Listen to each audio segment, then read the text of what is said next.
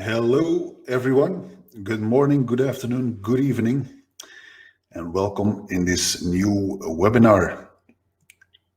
And I have a surprise for you, a couple of surprises actually, but I expect that Jose Leon, the architect of TMS Webcore for Visual Studio Code, is also among us, and he should be able to enable the microphone and also speak and say something during this webinar. Jose, are you there? Hello, everyone. Can you hear me? I can hear you perfectly, Jose. Okay. Excellent. Welcome, everyone.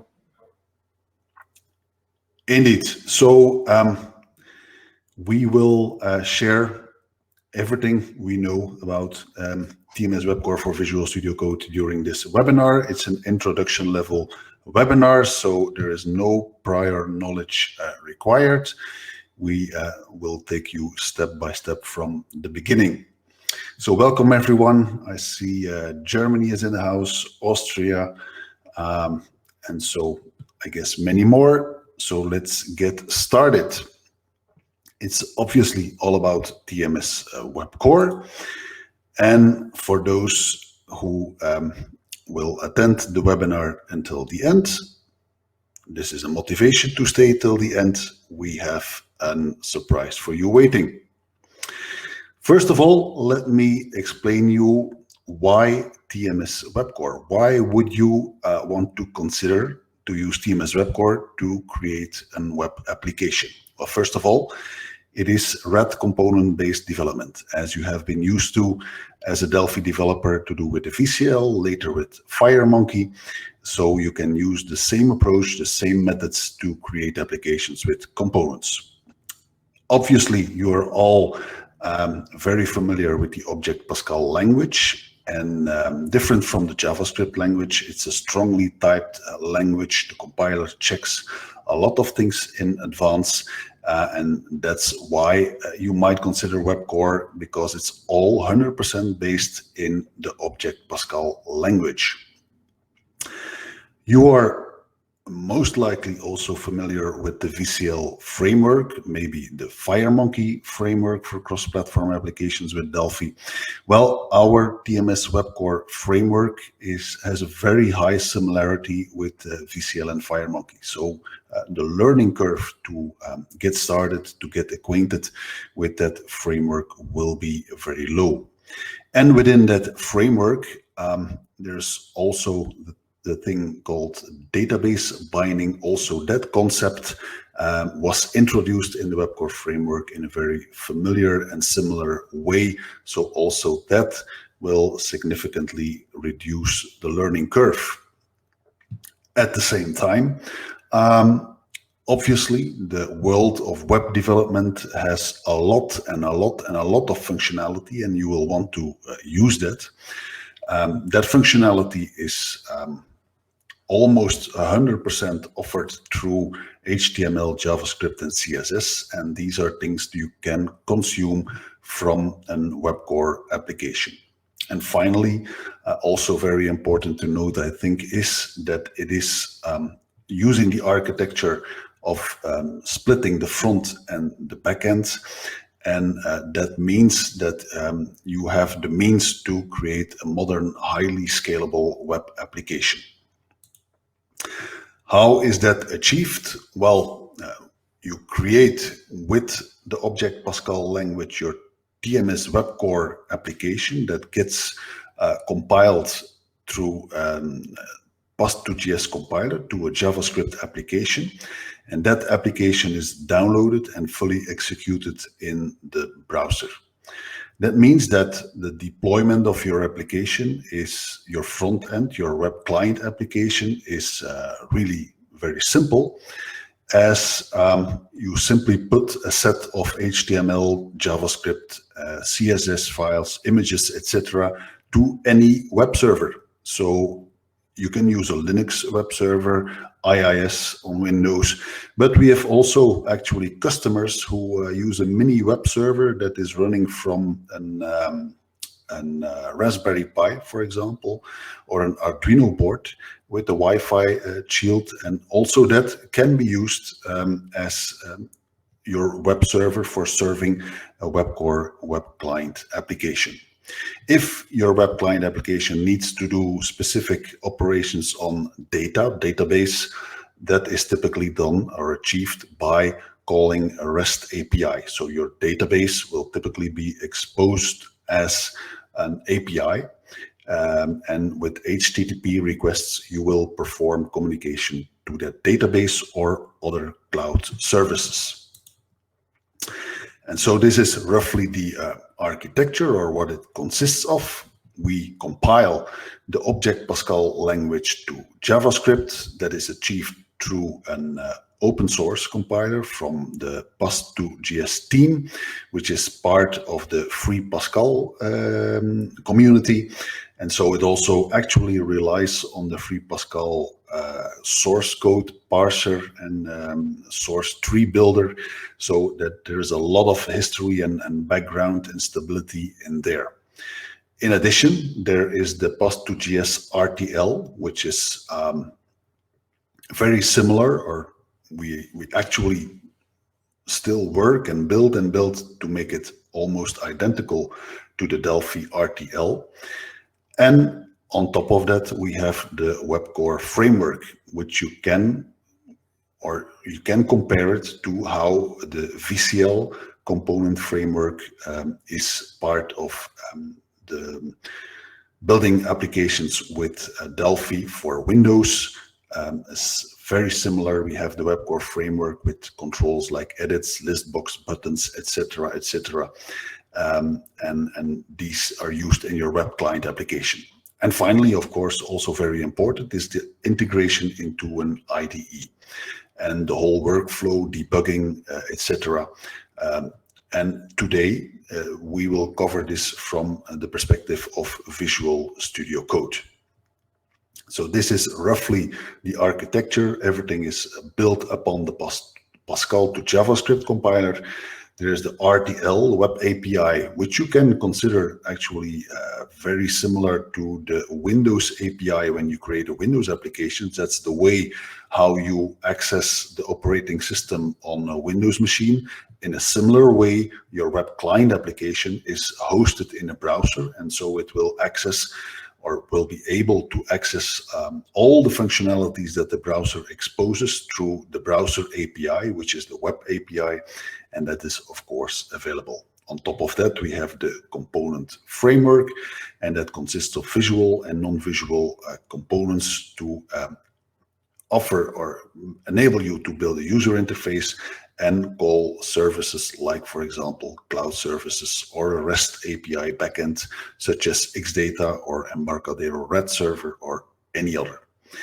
And the user interface controls, there are a lot of standard user interface controls, and you can also use jQuery controls or other web controls. And still on top of that, we have FNC, which is our abstraction layer for creating user interface components. FNC is also web enabled, so also this you can use in TMS WebCore. And as you can see, it can be used from different IDEs. It can be used from Delphi, can be used from the free Lazarus IDE, and today it's all about Visual Studio Code. It can, of course, be used from Visual Studio Code.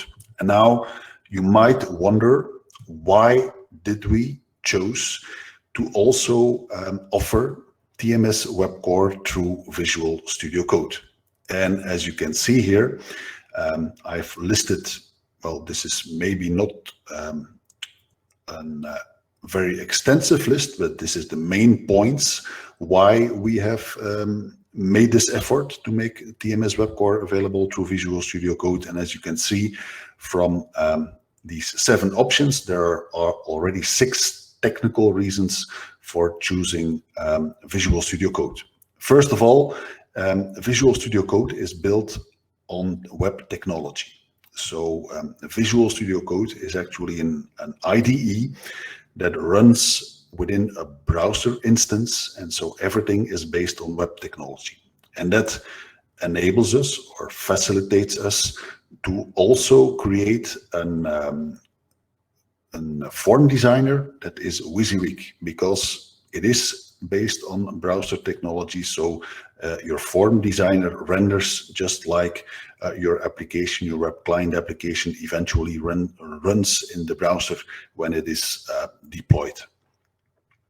A second advantage is that Visual Studio Code runs on 3 operating systems. So you can install it on Windows, of course, but you can run it as well on the Mac and also on a Linux machine. Here in the office in Belgium from TMS, we mostly, but not exclusively, mostly use it on Windows. Jose, our architect who developed the whole Visual Studio Code experience for Tms Webcore, is mainly using the Mac, right, Jose? So I think you built up the whole IDE that was 100% job executed on the Mac, right? Exactly. This is my main development machine, but I also run virtual machines on for Windows and Linux in order to test things out. But my main macOS. Yeah. So you are free to choose what operating system you will use to do your development of a web client application. Third technical advantage is that Visual Studio Code itself comes with the necessary hooks to perform debugging from the IDE when you run your application in the browser. And obviously, Jose took advantage of that to also offer a debugging experience from the Visual Studio Code IDE, which is something we will briefly touch in this webinar. When you use an IDE, the code editor within an IDE, obviously you expect things like code completion, code insight, and fortunately for Visual Studio Code, there is an excellent extension that was already available, which is Omni Pascal. And so that extension is what we use for all the code insight, completion features, and that are, of course, highly desirable when you create an application using the Object Pascal language. In addition to that, there are actually within the Visual Studio Code IDE many more extensions. Jose, I think it's thousands of extensions that exists for Visual Studio Code. And yes, there are a lot of extensions that are specifically targeted to make the life of web developers easier. Mm-hmm. Yeah, exactly. There's a huge marketplace for extension, and it's a very vibrant community. And also, just to highlight that it's not only about the extensions, but the release plan for Visual Studio Code itself, new release, which is very important because they not every month, but they add a lot of new functionality every month. It's an open source project, so you get all the benefits of having every new month and new stuff, and it's very stable, very fast. So, okay. And last technical advantage at this moment still is that the Visual Studio Code IDE is high DPI enabled. That means that if you have a 4K monitor on a Mac device, everything will be razor sharp when you use the IDE to develop your code. And a last thing, which is not a technical thing, that is, as Jose pointed out, the IDE is an open source project. So that means that it's completely free. And actually, we will send out the slides to anyone who registered for the webinar today. I will not go through all the slides here. I think you will rather spend time with us in the IDE itself and explore the things step by step while using the IDE. So if everyone can see it, here is the Visual Studio Code IDE. I have it in my case running on a Windows machine.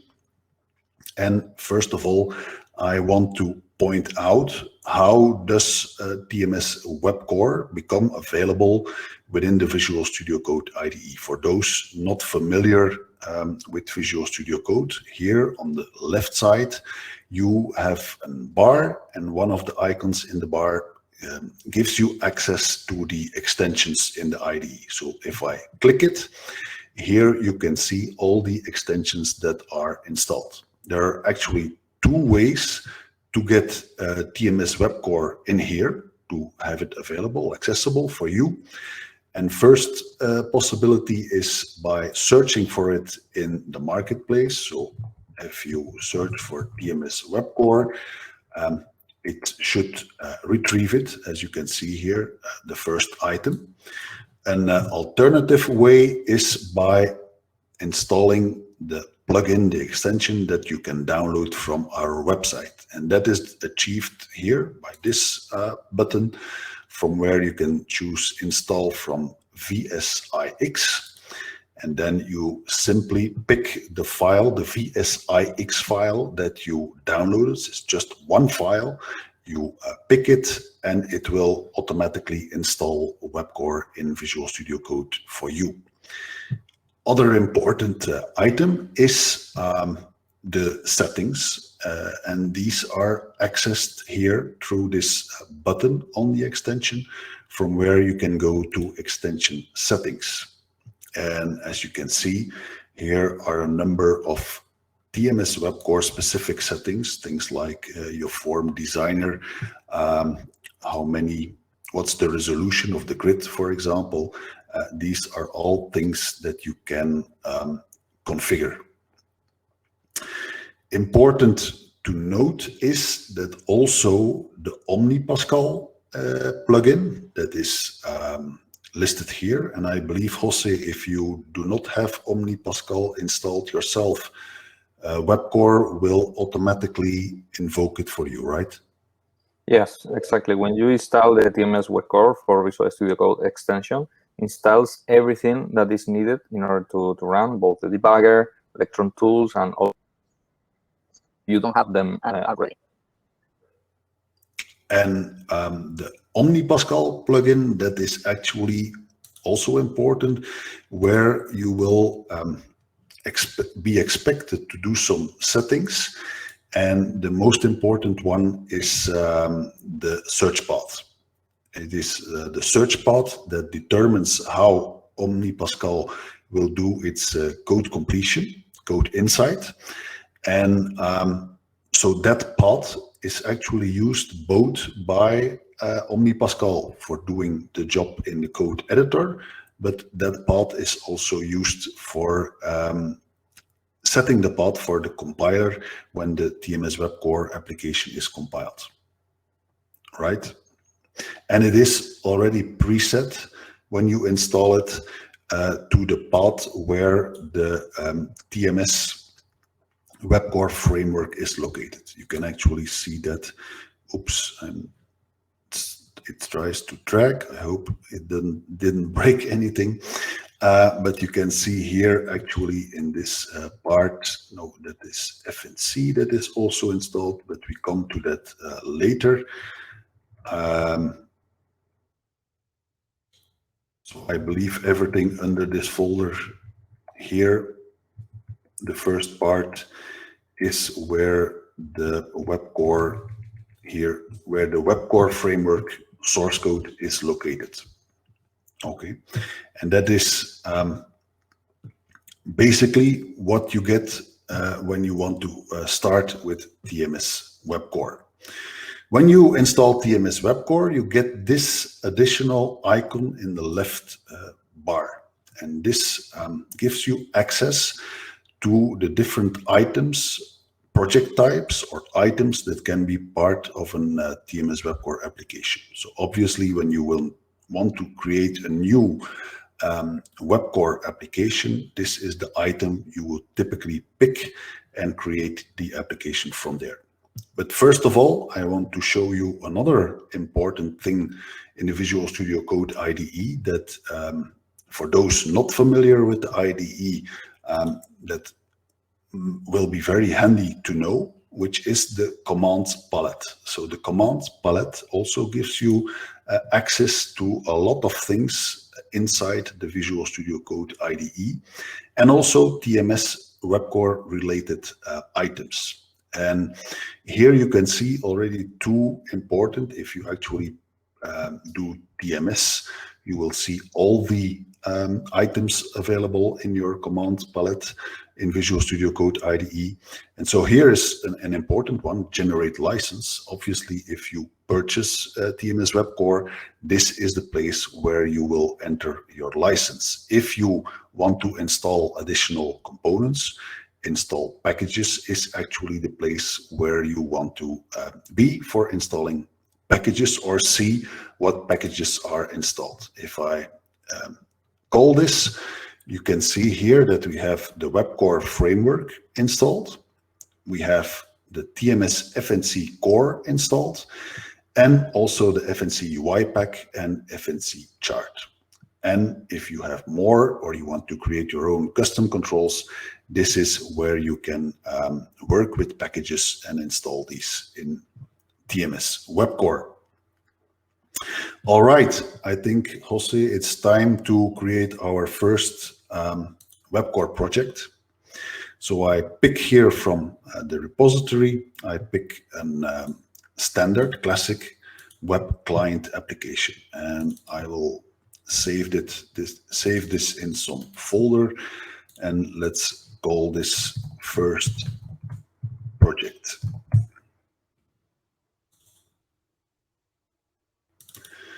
Okay, and Visual Studio Code will here create all the necessary files, actually very similar to what is being created when you create a VCL application in the Delphi IDE. It creates a one form application for you. You can see here the files. So in the left bar, you have an overview of all the files involved. So there is a DPR file, a deploy file. This is the project HTML file. This is the HTML file through which your application is started. And then you have the files that are related to the first form in your application. And this is the DFM file you're familiar with, an HTML file for your form, and of course the code. I see here a question. I'm looking also at the questions in the chat box of our Web Academy. Is there any advantage for a Delphi developer to use Visual Studio Code? Well, I think I listed in the slides 7 possible reasons for wanting to use Visual Studio Code. So the first one, I repeat, is that you can use Visual Studio Code on a Mac and do all your development directly on a Mac. Another advantage is that this form designer that you see here is actually a browser view. So when I drop a component in it, this is actually all HTML that is being rendered here, and you see it live directly on the visual form designer. Another advantage compared to Delphi is that you can debug directly out of the IDE with your Object Pascal code, obviously. While when using Delphi, you can also debug, but your debugging experience will also be used using Object Pascal, but it will be from the browser developer console. That's a difference. So these are already a couple of differences between Delphi and Visual Studio Code. And of course, you make your choice depending on your taste. All right, so let's create our first Webcore web client application with something very simple. I will add here a couple of lines of code. So what we will do is capture what is added to the edit control, and we simply put that into the list box. And as you can see, it's actually only Pascal here doing the work for auto completion And as you can see, it's fast and it's reliable. If you use it for a while, I'm sure that you will like it.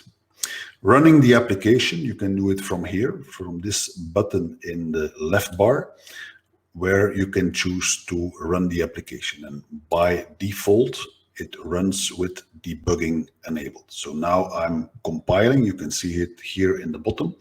The application is being compiled, and it will start. Here you have the browser, and this is our application. If I add here hello world, you can see that it works as expected. So now we have this. Let's see how the debugging experience is from the Visual Studio Code IDE. And I can simply set a breakpoint here. We run the application again.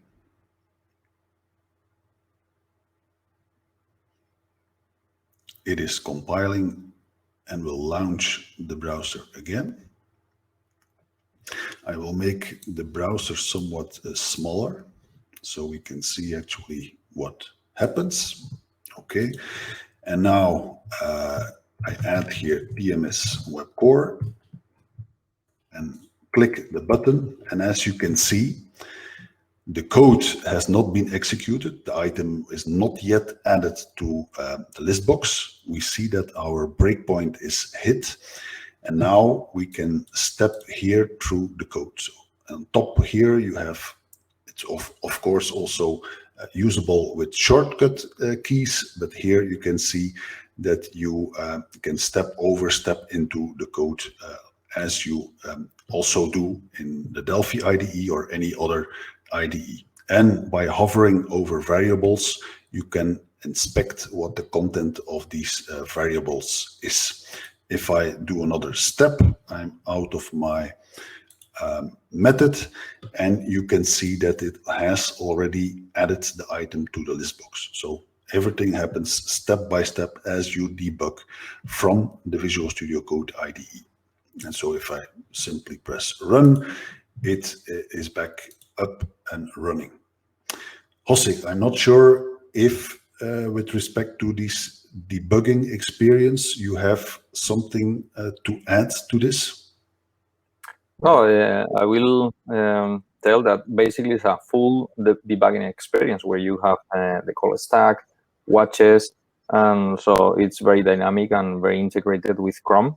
So it's actually Chrome debugging. So it's a full experience. So if you are moving from VCL traditional development, you are going to like this experience because it's the same workflow. This is what we are trying to do with the product, because everything you are used to do with VCL for Windows applications, you will be able to do it on the web. And that experience is exactly the same on Windows, Mac, and Linux. And here, this is in connection with the Chrome browser. Jose, what about on the Mac, if you have there the Safari browser? Mm-hmm. Yeah, you can install debuggers also for Microsoft Edge and also Firefox. So if Chrome is not your favorite debugger, your favorite browser, you can use Edge and Firefox and change the browser and the debugger you will use. That is also supported by Visual Studio Code. And just highlight, this is something that is used on any other web development framework. So React developers, Angular developers, all of them are using the same pieces. So we are not reinventing the wheel. We are jumping on the bandwagon of existing web technologies. Okay, so what we are doing here is to make easy for everyone, and especially the Delphi developers, to use this kind of technologies. Okay, excellent. So I see already a question here about the FNC components. We will touch the FNC components later in this webinar, but to answer your question, if you have the FNC components coming with their source code, you can actually install a package, which is a specific package for installing the FNC components in Visual Studio Code. That package is included, is already at this point available in all our FNC products. And so starting from that package, you compile and install the package in the Visual Studio Code IDE. It points to your folder where you have the source code installed for FNC that will also be used when you use FNC in a VCL application or a FireMonkey application in connection with Delphi.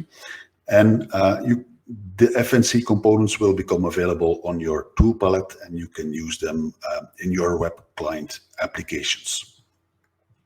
Okay, now let's have a look at what we can do in connection to using web-specific features, like, for example, a CSS library. And that actually touches the question that is being asked here in the chat box. What about using the website template and responsiveness? So step by step, we are going to introduce that. So let me first of all introduce Bootstrap. So what I will do here is add the references to the Bootstrap library to our project. And I do this by grabbing it from the Bootstrap CDN. Now I need a new browser instance to do that. And have this browser instance here so you can see it. So we are here at Bootstrap 5. We need the CSS. So I'm going to copy this CSS for Bootstrap 5 and add it to my project.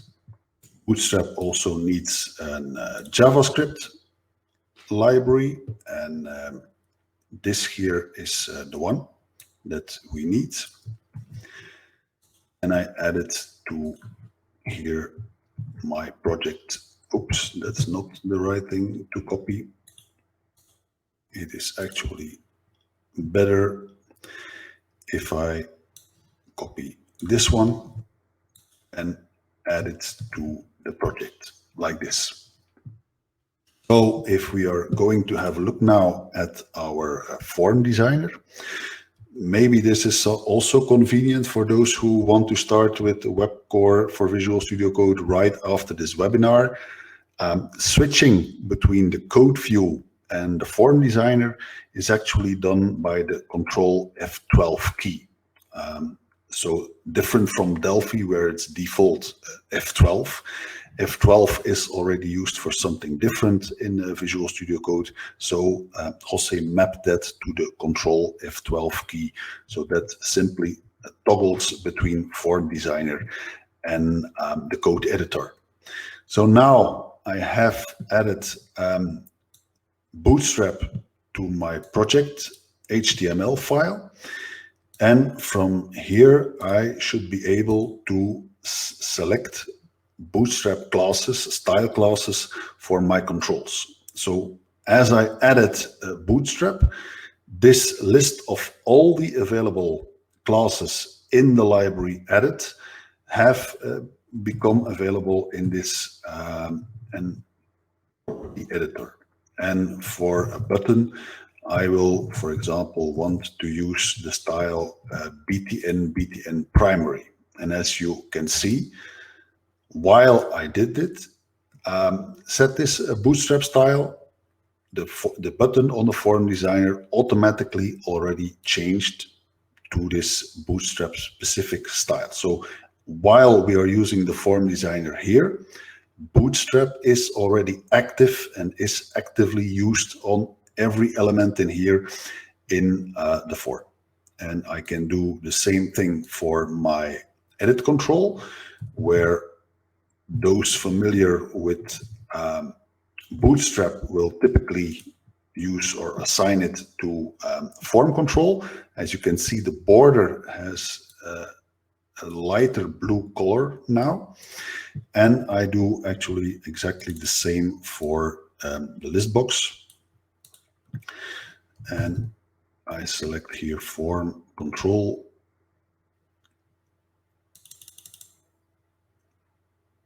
Okay, so this one. And you can also see that it got the lighter blue border. To verify everything is also okay at runtime, let's compile and run this application.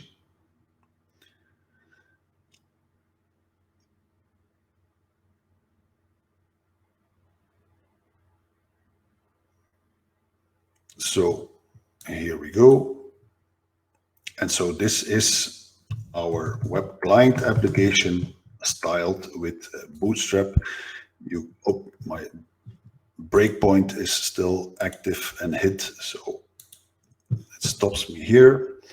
But let's bring it back. Okay. And as you can see, these typical Bootstrap borders and colors are all available for you. Now let's go a step further with using HTML template techniques. So as you could see, if I have this application, I have for my first form in this application, I have an HTML file.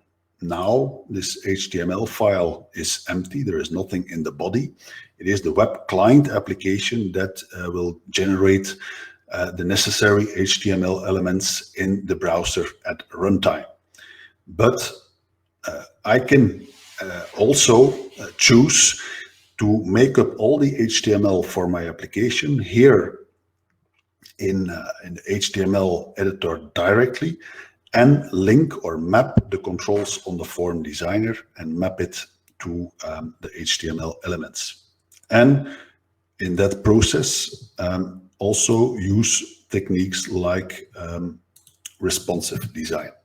So what I have actually prepared here is a code snippet from Bootstrap with some very basic responsive design.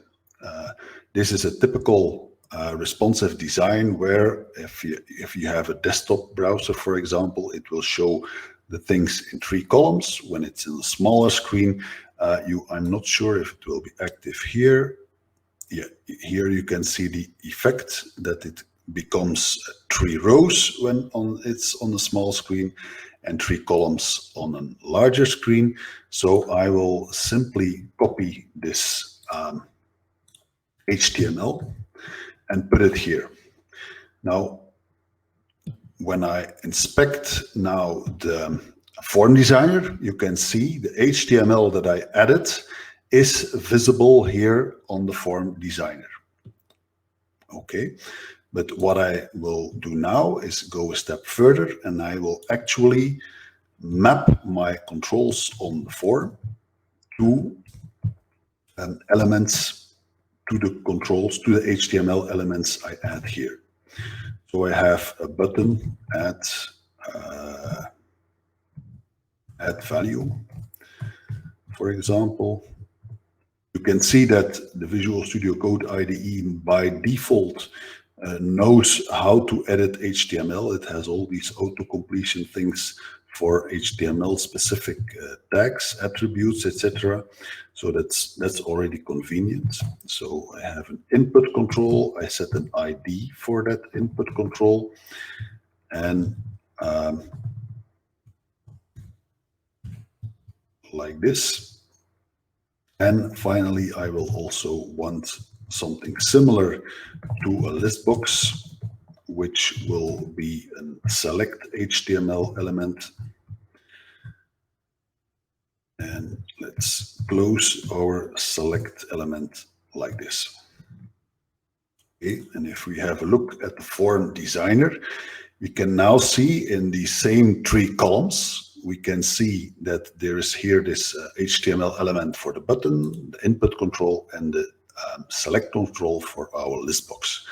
So now what I will do is map my button to this HTML element in my form template. And I can do that by using the element ID property. So here you can see that the IDE already figured out the unique IDs of the HTML elements that I added to my form HTML file. So I can select button, and as you can see, my button disappeared, but it didn't really disappear. It got connected to the HTML button element in my form template. And in the same way, I can do it for my edit control. I map it to my HTML input element, and for my list box, here I map it on my, I did not give that an ID yet. That's of course required if I want to bind it. So I give it the ID LST, and now it should be available here in my object inspector, and I can connect it, hook it up. So now you can see our 3-column design that was achieved via the code snippet from Bootstrap I used, and you can see these 3 controls. When I run this application, you will see that the expected thing is that the functionality will be the same. The rendering, the layout will be completely different, of course. So you can see the button, the edit, and the list box. And if I make this smaller, you can see that it uses the Bootstrap responsive behavior to make it from 3 columns to 3 rows. Functionality, the logic, is of course still the same.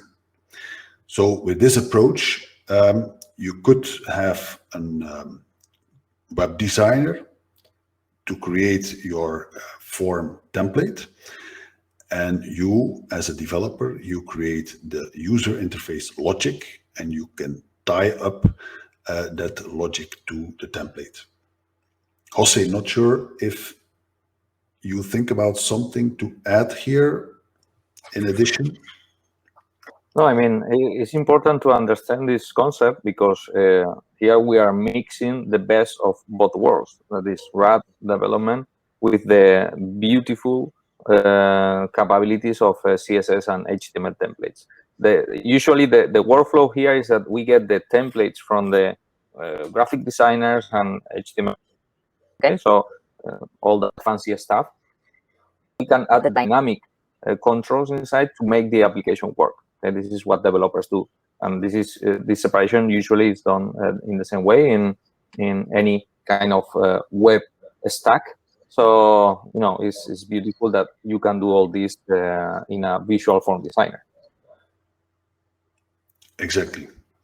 To highlight actually how really live your web application is in the IDE, I have here prepared, created in advance, a small demo. Let me have a look. I believe this should be the one. No, this is not the one. It must be somewhere else. Here it will be.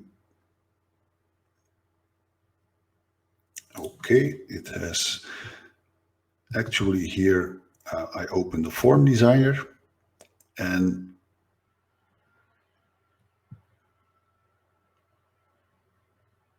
okay, here is the form designer. And so what you see here is our web Google Maps control on the form. And actually it's live here. It's using the Google Maps API and renders itself already in the form designer. And if I do things like here under options, I change the zoom level, you can see that it's fully active in our form designer. So all this web technology, when you use it, you directly access it in the designer.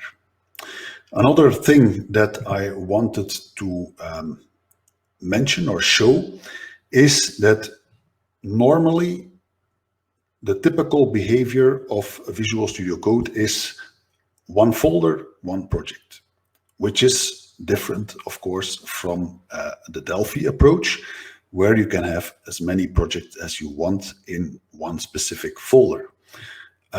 But what we did is extend that concept in the Visual Studio Code IDE and allow you through workspaces to have multiple projects within a folder. So here you can see this is one project. Here you see the project manager. Here you see that this one project is, of course, active, available in the project manager. If I now choose to add a new application, and you see that it already picks that same folder, I save it in that same folder.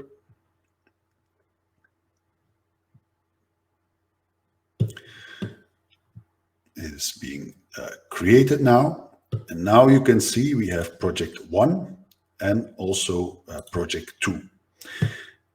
And both projects appear in the project manager. And now I can simply right-click and say activate to define what project I want to use to compile and work with. So with that approach, you can also have multiple projects within the same folder.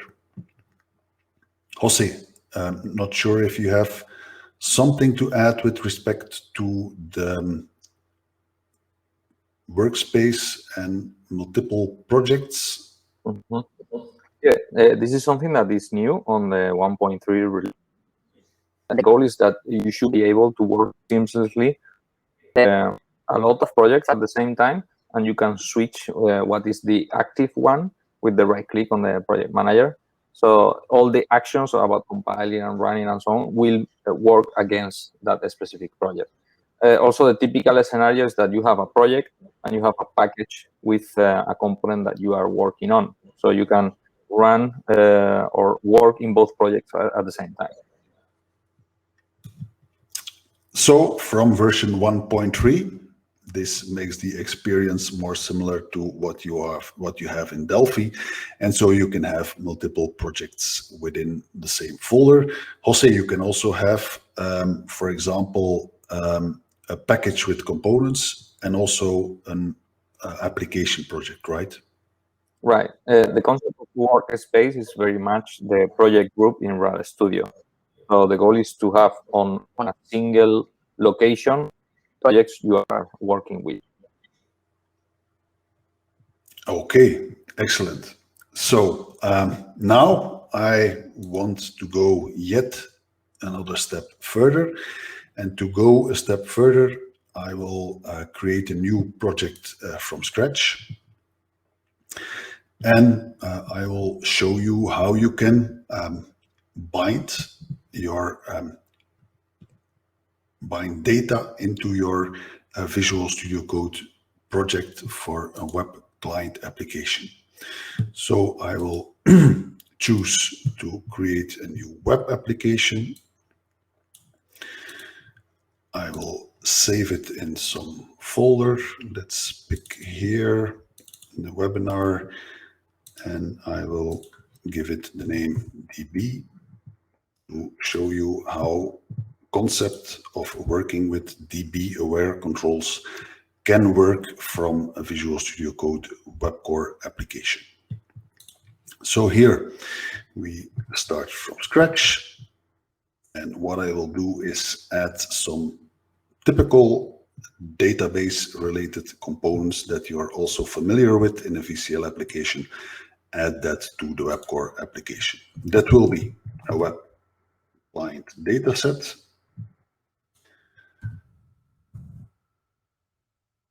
Like this, okay, and then a web data source here, a web client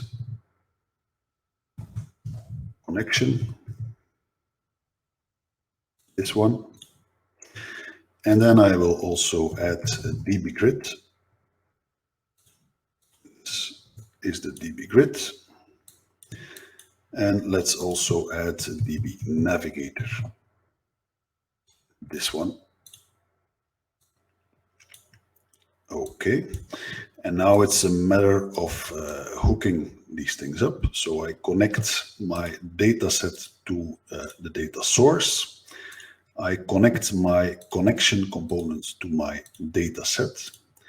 And I connect my data source to my both to these two DB controls, the DB grid and the DB navigator. What I have prepared is a Delphi, a native Delphi Windows application.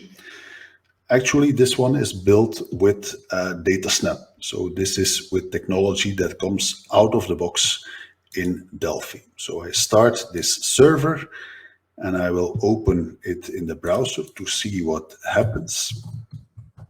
And I have an endpoint, which is get cars. And as you can see, it returns in JSON format an array of cars. And that's what I will hook up to our WebCore application. So I set this endpoint to the URL property of the client connection.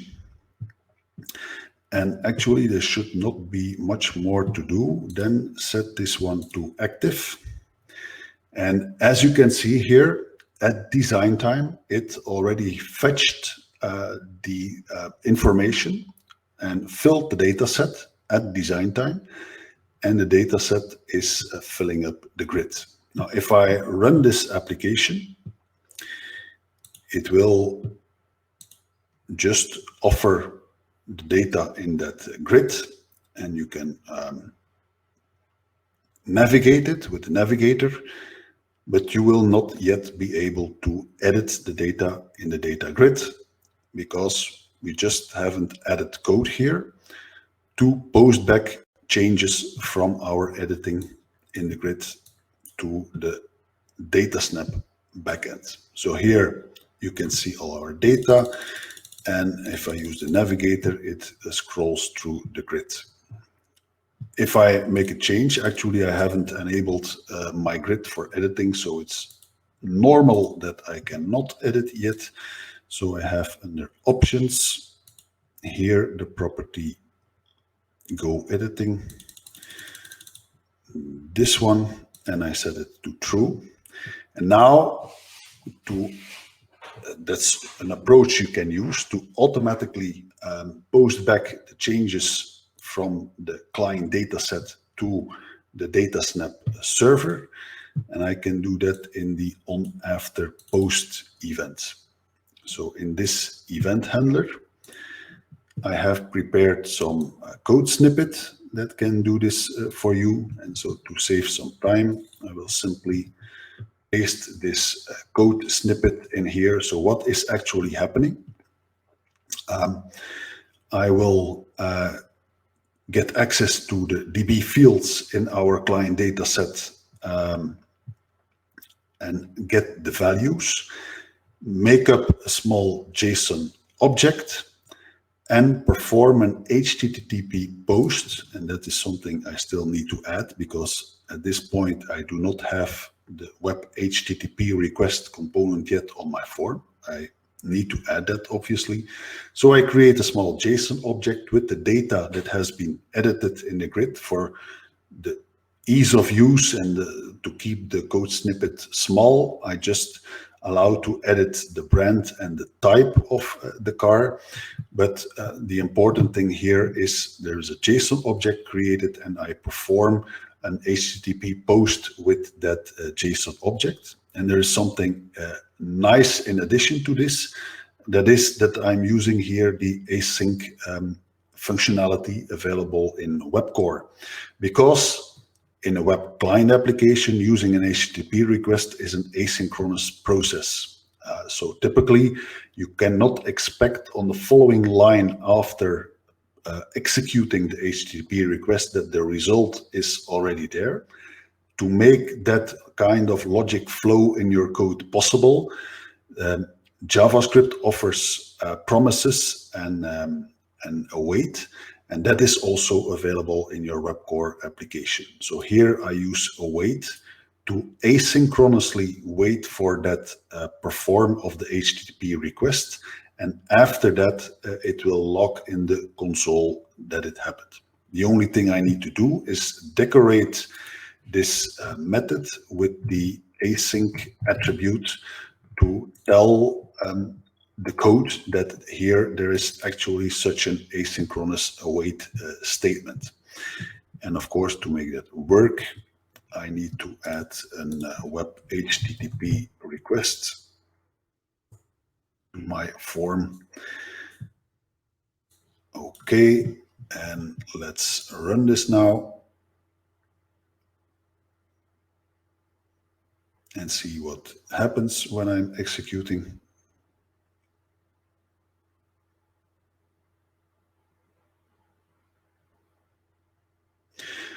Okay, and to make it easy, I will change here. I make it something different.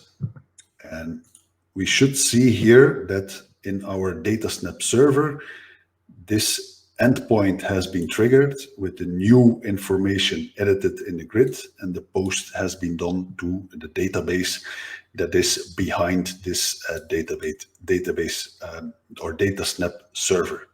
So if I actually restart my application by refreshing, you can see that the edited information is in the data set, so that proves that my change in the data set was effectively done. So this is a possible way how you can work with databases and communicate to database backends through a REST API from a WebCore client application. And as a final item here in this webinar, I wanted to show how also all our FNC components are available in WebCore in Visual Studio Code. So here again, I will create a new project, this time about FNC. As I showed in the very beginning of the webinar, if we go and look under the packages that are installed, you have seen that FNC Core, FNC WYPAC, and FNC Chart are already installed in the Visual Studio Code IDE. So you will see that these FNC components are all available on the component palette. So if I press FNC in our tool palette, you can see here many FNC components that are available on your tool palette. I will pick for this example the FNC planner, and as you can see, it actually renders live in the form designer through web technology. So that's different from what you see in the Delphi or the Lazarus IDE, where you have the VCL simulation, so to speak, of the control. Here you see FNC really rendered in the web, because of course, and the same thing you will see on the Mac and on the Linux. The VCL is of course not available on the Mac or Linux. And let's add another one, the FNC chart. So this is also live here in the browser, in my form designer. And I will, all the properties are obviously accessible, and I will change one property, and that should be under interaction, right? That will enable me to add a planner item when running as an application. Here, the mouse insert mode, I can change it to after selection. So that means that in my FNC planner, it will automatically create a new item when I have selected a range of time slots in my planner. So let's compile it and run it in the browser.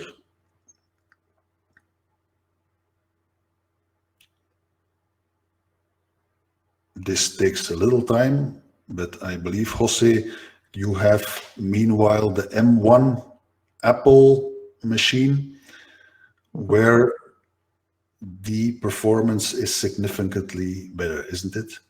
It's amazing. I mean, the change from an i7, an Intel i7 to M1 is like night and day. It's extremely fast. And this is another advantage of using Visual Studio Code, because you can run on ARM architecture, and there are no changes you need to do. It's exactly the same, and it's pretty fast. No heat at all. It's like a big iPad in the sense of always on, and it's amazing. Try an Apple Store and get some money, because once you try, you are going to buy it. All right. To be sure, Jose, we don't have a percentage on the sales of Apple M1 devices, right? I don't think. So we only recommend it, but we have no advantage ourselves to do this. But indeed, the M1 is really fast, and Visual Studio Code runs fine on it, and you get, of course, the speed advantage also when developing your web applications in Visual Studio Code on the Mac. So if I make my selection here, you can see that my item was automatically added, and actually all the functionality that you expect from a planner component with moving, dragging, etc., sizing, all this is available directly out of the box with FNC controls. I see a question coming here. Can we style these FNC components similar to your example with Bootstrap? There are lots of properties actually that allow you to style the components. So we have here, for example, group appearance, grid cell appearance with fill properties, where you can have all kinds of colors. So actually every element in that FNC planner, and that applies to any other FNC control, you can change it through properties. And typically my advice is look under appearance. We have grouped all these things under appearance properties. So you have grid cell appearance, group appearance, items appearance. So everything where you see appearance, positions appearance, selection appearance is the place where you change how the FNC control looks like. And very last item that I wanted to show today is have a little closer look at the other project types. So in the left bar, there is the repository of different items. You can have application types on one side, application parts on the other side. So we have, during this webinar, worked all the time with the classic web client application, which is the TMS web application. There's also a console application that is mostly for debugging purposes, or typical, I would say, calculation things that you want to explore without a user interface. But the third application type is the Electron application, and Electron is a framework that allows you to create desktop applications, cross-platform desktop applications, actually, from web applications. So it is your web application that will be hosted within a native shell, and you can run that on Windows, Linux, and Mac. And you have one code base that will run on these three platforms. Also important are the PWA applications, which is stands for Progressive Web Application. And that's a standard. If your application matches or satisfies all the conditions required for being recognized as a progressive web application, that means that a mobile device will recognize your application as such and will allow that you add this application to your mobile device home screen and actually install it there and have it always immediately available, just like another native installed application on your mobile device. So these applications, when you take some care, typically also offer an experience to run without an internet connection. So when your application is built and recognized as a progressive web application, which this project type does actually, that means that it will become available for installing it to your mobile device home screen with an icon, and you start it just like any other application on the mobile device directly from there.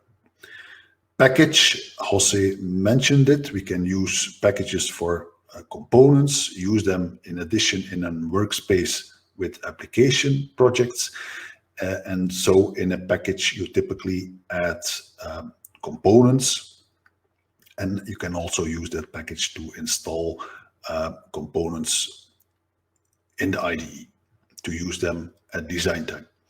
A data module, very similar to what you have in Delphi IDE.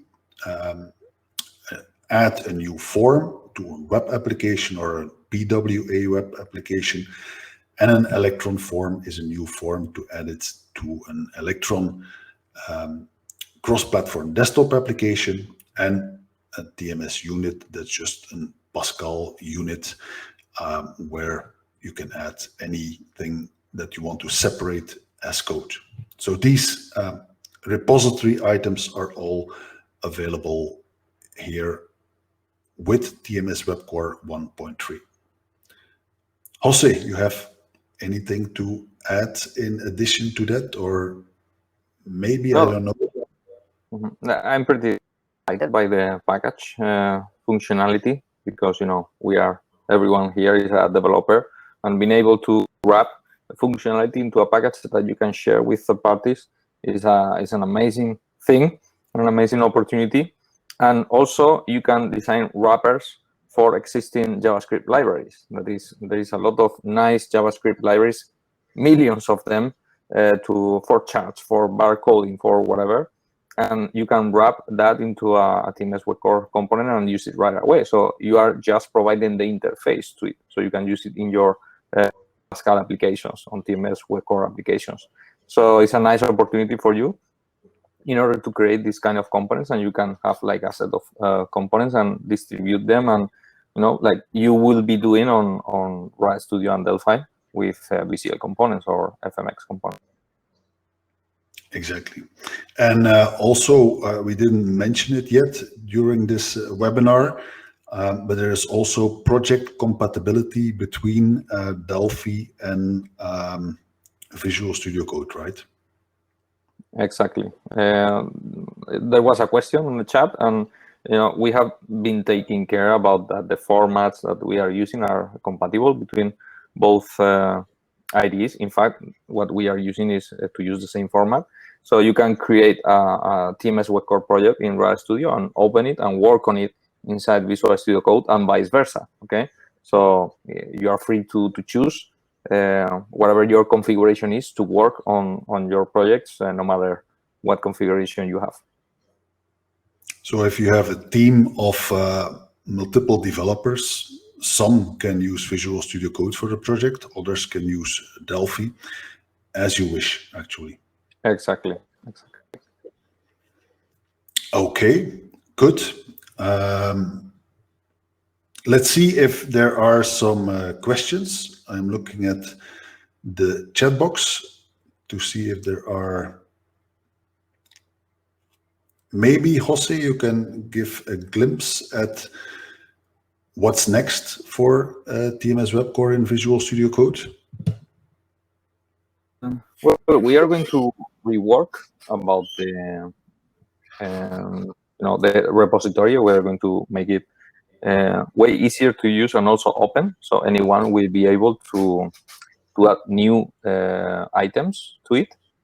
And also the goal is to make easy for anyone to find those projects and to create those projects. Okay, so you can expand your templates with it. Okay, one of the main. Next, please. If you have any, Bruno. that you want to share? I don't know if you want to share roadmap stuff. Okay, so it's up to you.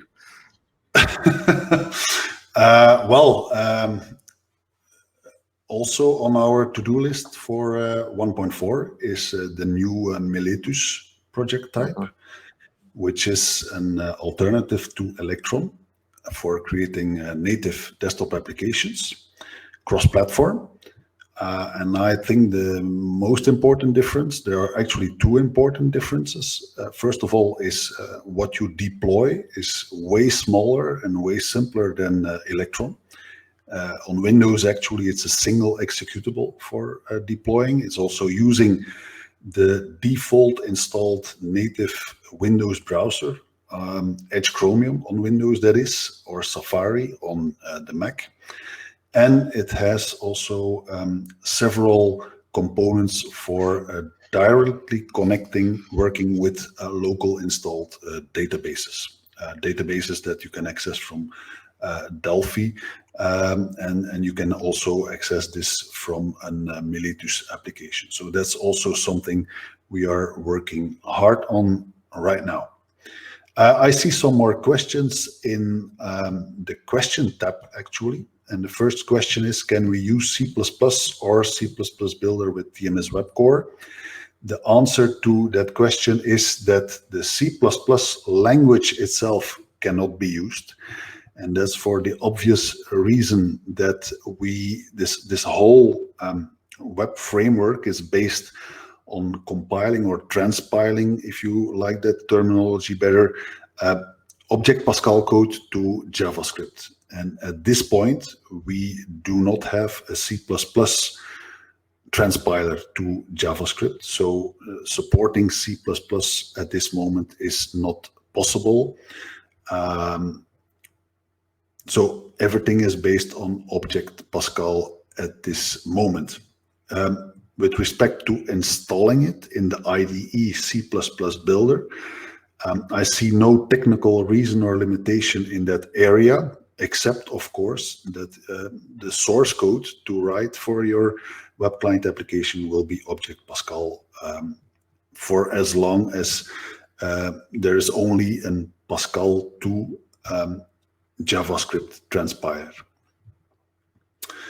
Another question, how to expand the remote screen view or hide controls from the bottom of the presentation. Okay, this is a question that relates to, that is actually relating to the Web Academy. And maybe now that you mentioned this, I think it's also important to note that the experience here, the Web Academy itself, was actually developed in-house. We developed it here in our team in Belgium. And our colleague who developed it, he has been using Tms Webcore for Visual Studio Code. So what you are seeing here is actually a Tms Webcore for Visual Studio Code project. And yeah, we launched it in February, and so far it has been solid and a good experience, and we are still working on adding additional features to that. The question, how to expand it, there should be a button to make it full screen, to make the area, that specific area full screen. I don't think you can hide the buttons because the button is intended for raising hands. And with that raise of hands feature, you can actually also ask questions with voice. So that's why the button to raise hands and control your microphone is always available. Another question is, as owner of the Webcore Delphi license, it looks like to buy a new license for Visual Studio Code. That is actually not the case. So your Webcore license also, Delphi Webcore license also applies to Webcore for Visual Studio Code. So that same key can be used to activate it for Visual Studio Code. Not sure if there are any other new questions. Meanwhile, can we use the JavaScript garbage collection? Yes, that's actually the default with respect to memory management. Everything runs in JavaScript. So the memory management that applies to JavaScript is used by default. So if you forget actually to freeze something, it is not, I'm not recommending it to forget it, but it's not as bad as in a VCL application or a native application actually. The browser itself manages the memory and its destruction.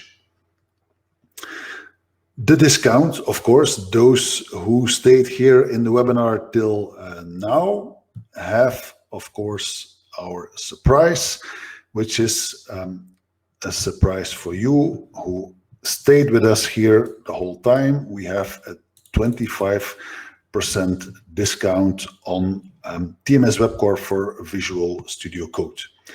So the code to use is this one here on the screen, TMS Web VSC 0621, and it's valid till June the 4th. So today, tomorrow, you can use that coupon code to apply for that 25% discount.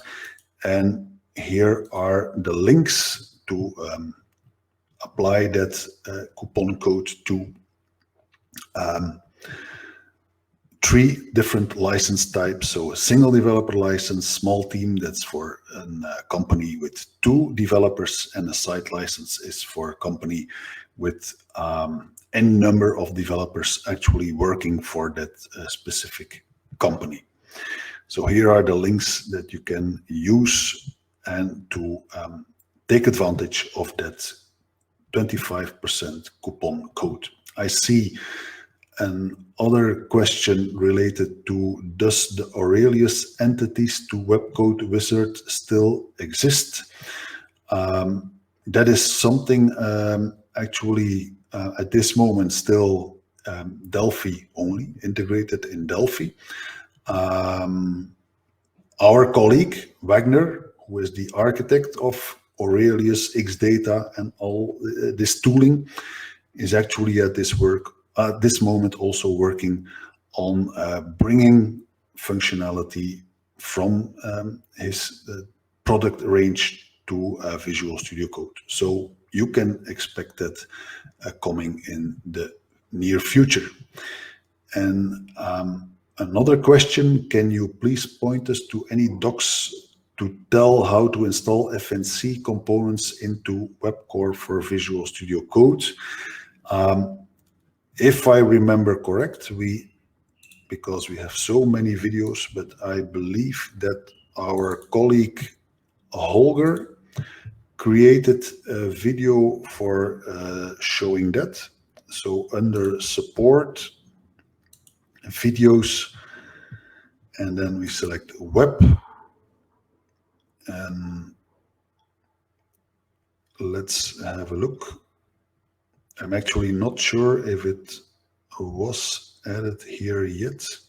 Here it is. TMS FNC available in TMS Webcore for Visual Studio Code.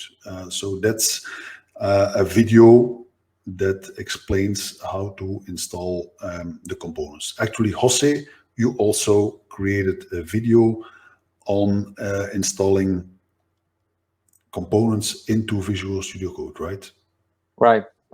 To your packages and you know, and also working on an expanded series about that, but it's a bit too early to explain a bit more. But there are videos in my channel, so you can check how to create your own packages and your own components. Yeah.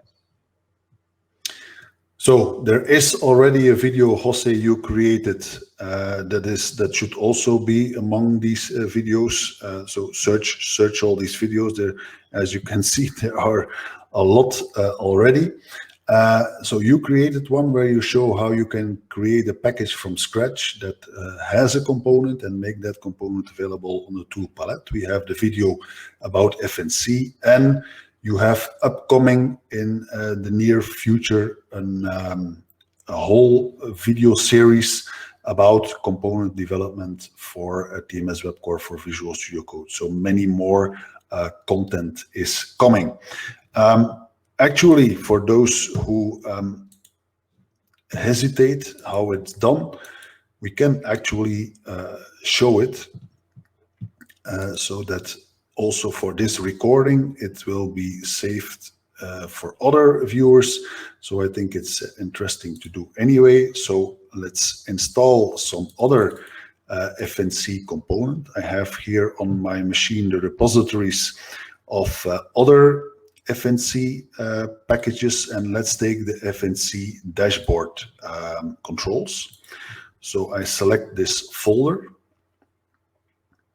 This would be the folder on your machine where all the source code for the FNC dashboard controls are installed. So then you open the project manager,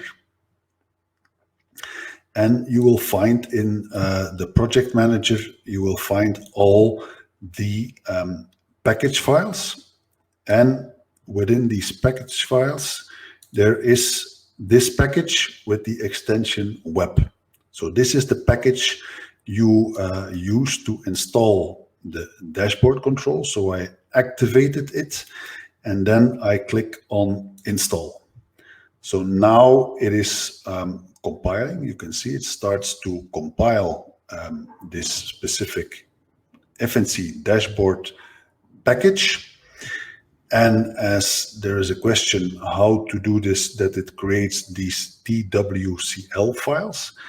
As you can see here, installing done. So this was now installed, and this means that there was a TWCL file that is a compiled package file, that this file was created for you and was added to the IDE. So if we go back to that command palette, go to install packages, you can now see here the last package, which is the TMS FNC dashboard pack.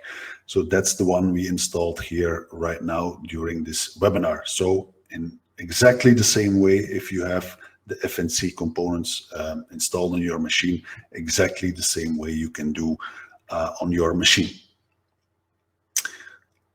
All right. I see no more questions. So I bring this screen for a short more moment. And yeah, we are over time, but that's not a problem. Our Web Academy platform is very flexible, and we take as much time as we need to answer all your questions. So thank you very much for being here. Thanks a lot, Jose, for also being here and for giving us a lot more details on everything available in TMS Webcore for Visual Studio Code. And of course, also a big thank you and a lot of appreciation and respect for, I think, all the wizardry that you did to actually achieve this very nice integration of TMS Webcore in the Visual Studio Code IDE. Thanks a lot. And of course, if there are, after this webinar, any further questions, you know where to find us. You can always contact us via email or via our support center. So on our website, you go to support center. And in the support center, there is a separate category under web. You will find Webcore for VSC. So that's the place where you can also find lots of already answered questions, and also where you can put your questions. Jose, I'm not sure if from Spain, anything to add to that? No, I think it has been awesome to have so many people in this webinar today. And I hope you use the discount code so we can keep pushing on this project. And be sure this is a very, I think it's the code that the discount top, because that is May. That is not the right one. That Right. one. Okay. So our goal is to create tools to be used specifically for Delphi developers. Okay. There are many things that are evolving in this crazy world of programming, and sometimes you get lost about what is the right direction. So what we are doing is to make it easy for everyone to create this kind of application. So with the same knowledge that you have, you can create applications for the web, for desktop on cross-platform with Electron, and in the future with Miletus also.